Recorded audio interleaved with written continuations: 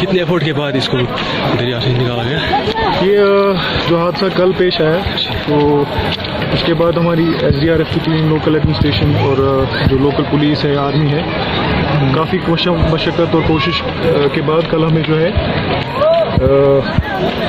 जो rescue operation है body retrieve करने का, वो कॉल ऑफ करना पड़ा क्योंकि अंधेरा हो गया था। तो आज सुबह से फिर वापस कोशिश शुरू हुई।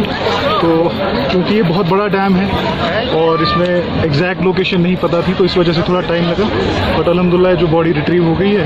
तो मैं बहुत दुख और हमदर्दी जाहिर करना चाहता हूँ इस नौजवान के लवाहिकीन के साथ जिन्होंने एक ऐसी नन्ही जान खोई है। और उसी के साथ मैं गुजारिश करना चाहता हूँ हमारे लोगों से, बच्चों से, नौजवानों से कि इस तरह से जो है जब आप कहीं सैर के लिए ऐसी वाटर बॉडीज़ के नज़दीक जाएँ तो अंदर ना जाएं, बाहर ही रहें। क्योंकि ठीक है, हम कहते हैं कि एडमिनिस्ट्रेशन वगैरह जो है उतनी पूरी तरह से इक्विप नहीं है, लेकिन कहीं ना कहीं हमारी भी जिम्मेदारी बनती है कि ऐसी जगहों पे थोड़ा केयरफुल रहने की। और मैं सब जितने हमारे लोग हैं उनसे गुजारिश करूँगा कि अपने बच्चों को थोड़ा काउंसलिंग भी करें कि अगर वो ऐसी जगहों पे जाएं तो थोड़ा सा सेफ्टी का जो ध्यान रखें।